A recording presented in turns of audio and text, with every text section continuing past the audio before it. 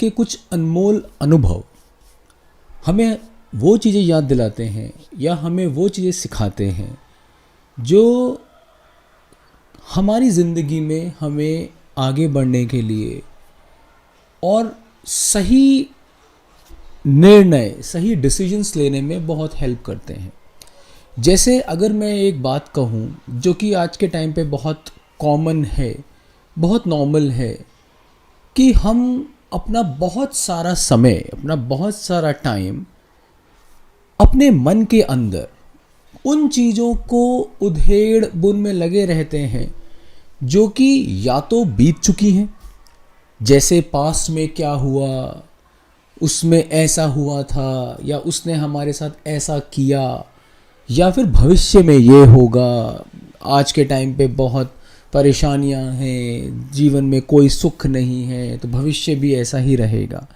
तो जो ये शब्द है ना, उधेड़ बुन, ये बड़ा ही विचित्र और बड़ा ही प्यारा वर्ड है, क्योंकि इस शब्द का मतलब है उधेड़।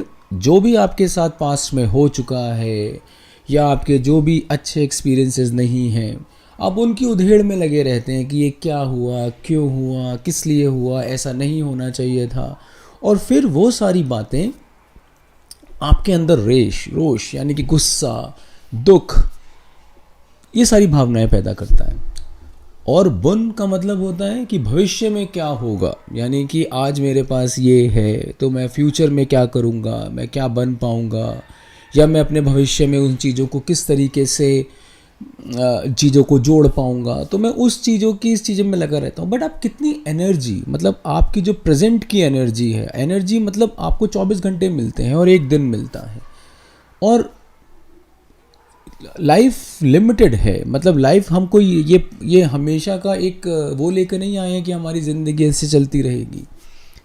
तभी तो जब आपके मन में ऐसी बातें आती हैं तो आप क्या सोचते हो? आप सोचते हो कि उसने हमारे साथ अच्छा नहीं किया, या हमें भविष्य में अच्छे लोग मिलेंगे तो हम इस चीज़ को पा पाएंगे, हमारी लाइफ में मार्गदर्शक होने चाहिए, हमारी लाइफ में गाइड होने चाहिए, या मेरे साथ जो जो बुरा हुआ है उन अनुभवों को के ही बेसिस पे मेरा फ्यूचर तय होगा।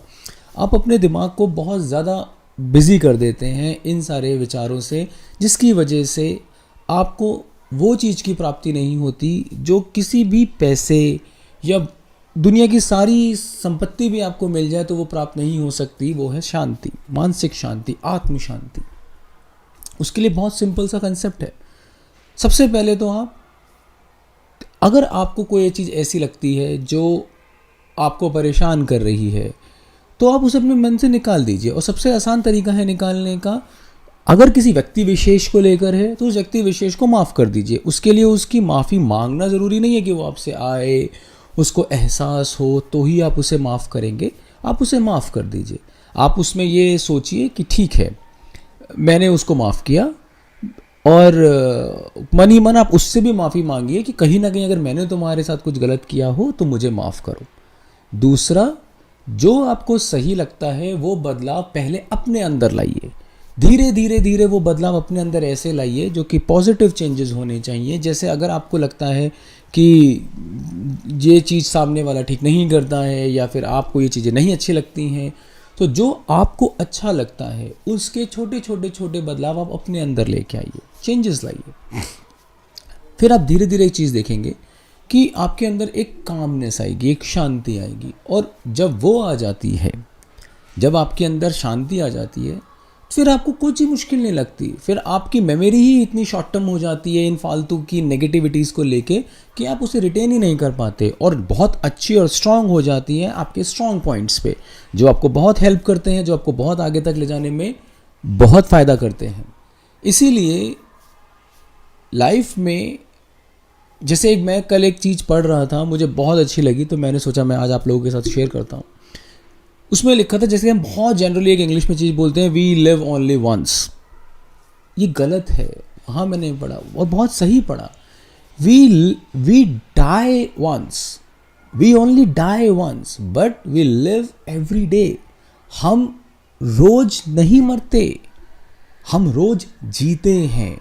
हमको एक दिन प्राप्त होता है, हमें 24 घंटे देते हैं भगवान। हमको पता है कि आज हमको इन 24 घंटों में हम कुछ भी कर सकते हैं। मृत्यु एक बार ही आती है। मौत अगर आ गई, उसके बाद 24 घंटे, 1 घंटा, सेकंड का कंसेप्ट ही खत्म हो गया। तब आप इन शरीर से अलग हो गए।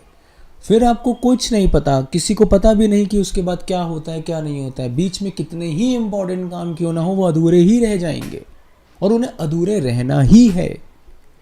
तो जिंदगी एक बार नहीं जिंदगी रोज मिलती है, मौत एक बार आती है। तो उस ज़िंदगी में अगर आज कुछ नहीं प्राप्त हुआ है, आज हमें हार का सामना देखना पड़ रहा है, आज हम दुखी हैं, आज दुनिया हम पे हंस रही है, आज हमें हर चीज़ों के लिए क्रिटिसाइज़ किया जा रहा है, या आज हमारे जो भी व्यूज़ हैं, प्लान्स हैं, टारगेट्स हैं, हम किसी के साथ शेयर नहीं कर सकते क्योंकि हमको लगता है कि वो पता नहीं किस तरह से रीड होगा।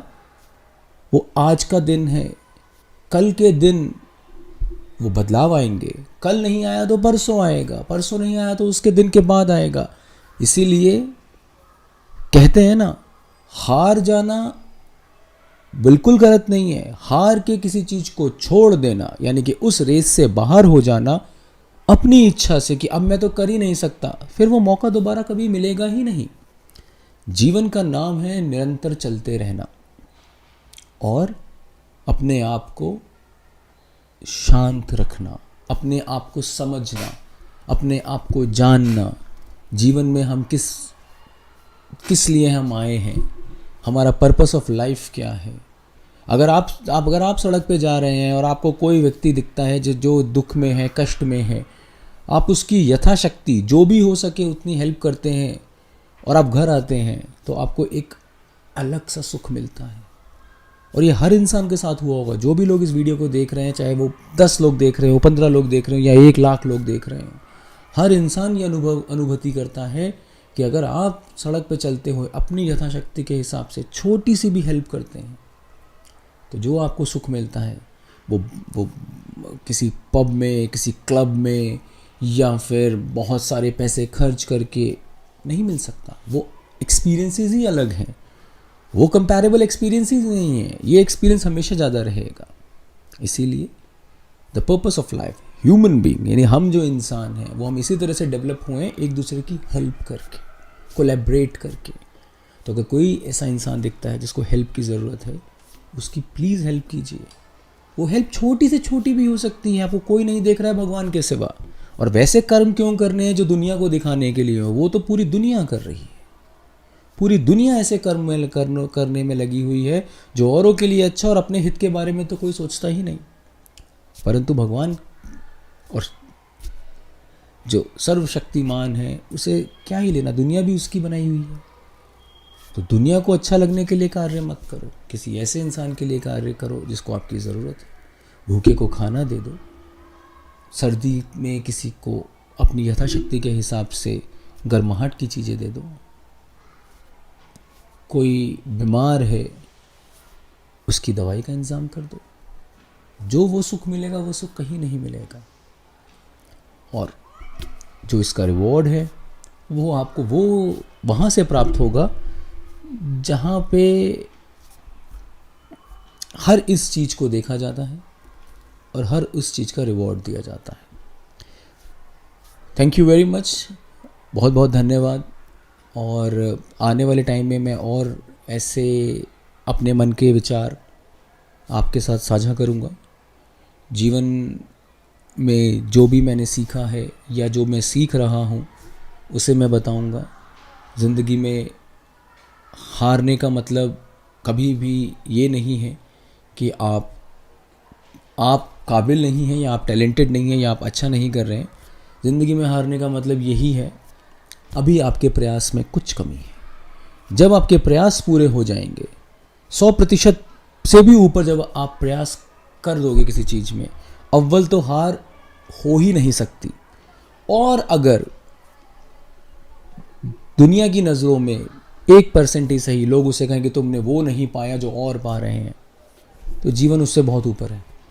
आपको पता चलेगा कि कल आप क्या थे और आज आप क्या हैं। ऐसी हम बहुत सारी बातें करेंगे अपने जीवन में सुख प्राप्त करने के लिए, परम शांति प्राप्त करने के लिए। हम इस चैनल के माध्यम से हमारे सनातन धर्म में, हमारे हिंदू धर्म में और बाकी सारे धर्मों में, क्योंकि हर धर्म का एक ही पर्पस होता है, धर्म हमें कभी नहीं सिखाता लड़ाई करो, झगड़े करो, इसको गलत कहो, इसको गलत कहो। मार्ग कुछ भी हो, चाणक्य ने भी एक बहुत अच्छी बात कही थी, सत्य का मार्ग अलग अलग हो सकता है, लेकिन जो मंजिल है, जो सत्य है, वो एक ही है। किसी भी मार्ग से जाओ, फर्क नहीं पड़ता। गीता में भी श्री कृष्ण ने क्या है, कर्म योग से आओ, भक्ति योग से आओ, सांख्य से आओ, परंतु जो तुम्हारा उद्देश्य है, जो तुम्हें प्राप्त करना है, वो क्या है? वो है सत्य। असीम कृपा जो प्राप्त होती है वो यही तो है। मन की शांति से बड़ा कोई धन नहीं है, और ये वही महसूस कर सकते हैं जिनके मन अशांत हैं। इस बारे में भी बात करेंगे आने वाले समय।